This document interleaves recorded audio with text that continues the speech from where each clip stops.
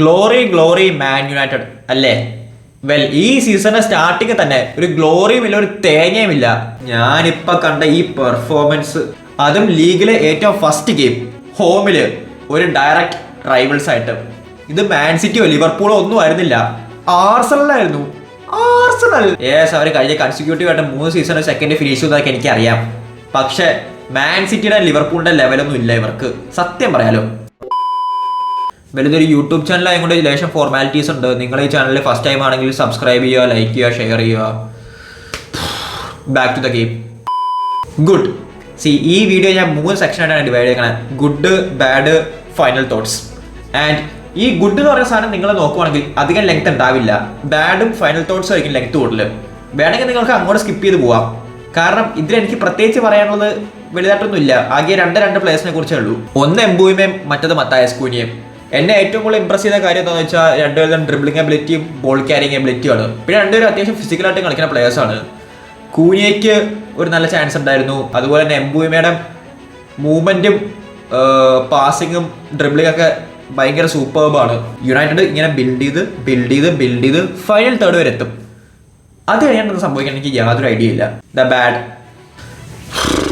ബാഡിനെ കുറിച്ചാണ് എനിക്ക് കുറേ പറയാനുണ്ട്. ഈ സെക്ഷനിൽ നമുക്ക് ഓരോ ലെവൽസ് ഇങ്ങനെ കൂട്ടി പോവാം. ആദ്യം ചെറിയ ബാഡിൽ തുടങ്ങാം. ബ്രൂണോ ഫെർണാണ്ടസിന്റെ റോള് 3-4-2-1 എന്ന അമോറിമിന്റെ ഫോർമേഷനിൽ ശരിക്കും ബ്രൂണോ ഫെർണാണ്ടസിനെ പോലത്തെ ഒരു പ്രൊഫൈലുള്ള പ്ലെയർ 2 നമ്പർ 10 റോളിൽ ഏതെങ്കിലും റോളാണ് കളിക്കുന്നത്. പക്ഷെ അമോറിം കൺസിസ്റ്റന്റ്ലി ബ്രൂണോനെ ഒരു സെൻട്രൽ മിഡ്ഫീൽഡറായിട്ടാണ് കളിപ്പിക്കുന്നത്. അത് എത്രത്തോളം എഫക്റ്റീവ് ആവുമെന്ന് എനിക്കറിയില്ല. കാരണം ഒരു സെൻട്രൽ മിഡ്ഫീൽഡ് കളിക്കാനുള്ള ഡിസിപ്ലിൻ ബ്രൂണോന് ഇല്ല. ബ്രൂണോന്റെ മൈൻഡ് എപ്പോഴും ഫോർവേഡ് തിങ്കിങ് ആണ്.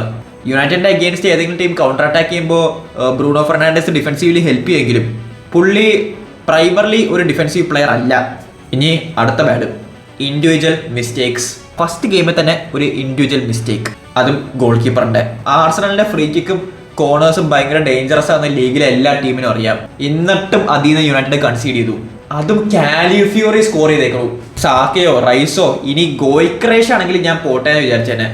ഇത് കാലിഫ്യൂറിയെ എൽ ക്ലാസിക്കോയില് ഡേവിഡ് അലാബ സ്കോർ ചെയ്ത ബാർസ തോറ്റു എന്ന് പറയുന്ന പോലെ ആയിരിക്കും ഇത്. എനിവേസ്, മാൻയുവിന്റെ മെയിൻ ഗോൾ കീപ്പറായ ഒനാന ഇഞ്ചോർഡ് ആയത് കൊണ്ട് റിപ്ലേസ്മെന്റ് ആയിട്ടാണ് ബയൻഡിയറിനെ ഈ കളിയിൽ കളിപ്പിച്ചത്. ആൻഡ് ഒരു കാര്യം എല്ലാവർക്കും മനസ്സിലായി, ഒനാനയുടെ റിപ്ലേസ്മെന്റ് ബയൻഡിയർ അല്ല, ഒരു പുതിയ ഗോൾ കീപ്പർ സൈനിങ് ആണ്. അതുകൊണ്ട് പ്ലീസ് സൈൻ ആ ന്യൂ ഗോൾ കീപ്പർ. ഇനി ഏറ്റവും biggest mistake, tactics. Amorim brother, എന്താണ് താങ്കൾ കാണിക്കണത്? ആദ്യം തന്നെ പറയാം, ഞാനൊരു അമോറിം ഹേറ്റർ അല്ല. എനിക്ക് പുള്ളി സക്സസ്ഫുൾ ആവണമെന്ന് നല്ല ആഗ്രഹമുണ്ട്. പുള്ളിയുടെ ഈ ഫോർമേഷൻ വർക്ക് ചെയ്യണമെന്നും യുണൈറ്റഡ് ലീഗ് ഡോമിനേറ്റ് ചെയ്യണമെന്നും അങ്ങനെ ലാസ്റ്റ് കുറെ ട്രോഫീസ് ജയിക്കണമെന്നും ഇതൊക്കെ എൻ്റെ ആഗ്രഹമാണ്. പക്ഷെ അമോറിം എൻ്റെ ഈ സപ്പോർട്ടിനെ ചൂഷണം ചെയ്യണ പോലെയാണ് എനിക്ക് തോന്നുന്നത്. First game of the season ഒരു ഡയറക്റ്റ് റൈവൽസ് ആയിട്ട് Manchester United FC striker Mason Mount. ചുരുളറിയാത്ത രഹസ്യങ്ങളുടെ പുതിയ episode. What is Mason Mount? Mount ഒരു സെൻട്രൽ മിഡ്ഫീൽഡർ ആണോ? മൗണ്ട് ഒരു അറ്റാക്കിംഗ് മിഡ്ഫീൽഡർ ആണോ? മൗണ്ട് ഇനി ഇൻവേർട്ടഡ് ആയിട്ട് കളിക്കുന്ന ഒരു വിങ്ങർ ആണോ? മൗണ്ട് ഒരു ഫോൾസ് 9 ആണോ? ഇതിന് ആൻസേഴ്സ് എനിക്ക് ഇപ്പോഴും കിട്ടിയിട്ടില്ല. സെസ്കോനെ സ്റ്റാർട്ട് ചെയ്യാത്ത റീസൺ എനിക്ക് മനസ്സിലാവും. പുള്ളി ഒരു പുതിയ സൈനിങ് ആണ്. ആൻഡ് പുള്ളിക്ക് ചിലപ്പോൾ ഈ ടീമിൽ ഒരു കെമിസ്ട്രി ബിൽഡ് ചെയ്യാൻ ടൈം എടുക്കുന്നൊക്കെ. പക്ഷെ സെർസ്കിയും ഓപ്ഷൻ ആയിട്ടുണ്ട്. സെർസ്കിനെ സ്റ്റാർട്ട് ചെയ്യുക. മൗണ്ടിനെക്കാട്ടും മച്ച് ബെറ്റർ ഓപ്ഷൻ ആണ് സെർസ്കി. പിന്നെ അടുത്തത് അമാദിന് പകരം ഡിയാഗോ ഡലോട്ടിനെ സ്റ്റാർട്ട് ചെയ്തേക്കണം. എന്തിന്? വൈ? ഒരു സെൻസും ഉണ്ടാക്കുന്ന ടാറ്റിക്സ് ആണ് അതൊക്കെ. സീസണിലെ ഏറ്റവും ഫസ്റ്റ് ബിഗ് ഗെയിം കഴിഞ്ഞു. ആൻഡ് അത് ആർസണലായിട്ട് യുണൈറ്റഡ് 1-0 തോക്കുകയും ചെയ്തു. ഇനി ഗെയിം വീക്ക് 10 ആകുമ്പോൾ തന്നെ യുണൈറ്റഡ് ലിവർപൂളിനെ കളിച്ചിട്ടുണ്ടാവും, ചെൽസിനെ കളിച്ചിട്ടുണ്ടാവും, സ്പേഴ്സിനെ കളിച്ചിട്ടുണ്ടാവും, ആൻഡ് മാൻ സിറ്റിനെ കളിച്ചിട്ടുണ്ടാവും. ആൻഡ് പെർഫോമൻസും റിസൾട്ടൊന്നും ഇമ്പ്രൂവ് ആയില്ലെങ്കിൽ ഗെയിം വീക്ക് 10 ആകുമ്പോൾ തന്നെ അമോറിം സാക്ഡ് ആവും. അതുകൊണ്ട് പ്ലീസ് എന്താ ചെയ്യാനുള്ളതെന്ന് വെച്ചാൽ ചെയ്യുക. ട്രാൻസ്ഫർ വിൻഡോ കഴിയാൻ 2 വീക്കും കൂടെ ബാക്കിയുണ്ട്. ഒരു പുതിയ ഗോൾ കീപ്പറിനെയും ഒരു മിഡ്ഫീൽഡറിനെയും സൈൻ ചെയ്യും പ്ലീസ്.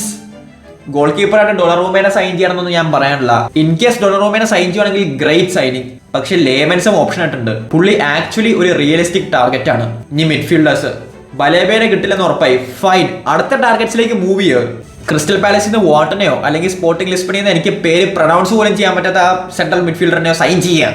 ഇതൊന്നും നടന്നില്ലെങ്കിൽ ഈ സിസ്റ്റമും ഫെയിൽ ആവും, അമോറിമും ഫെയിൽ ആവും. ആൻഡ് ഒരു സീസണും കൂടെ യുണൈറ്റഡിന് റൈറ്റ് ഓഫ് ചെയ്യേണ്ടി വരും. So that's it. വെറും ഒരു റിയാക്ഷൻ വീഡിയോ മാത്രമാണിത്, അല്ലാണ്ട് വലിയ ടാക്ടിക്കൽ അനാലിസിസ് ഒന്നും അല്ല. മനസ്സിൽ കുറേ കാര്യങ്ങളുണ്ടായിരുന്നു, അതൊക്കെ പറയണമെന്ന് തോന്നി.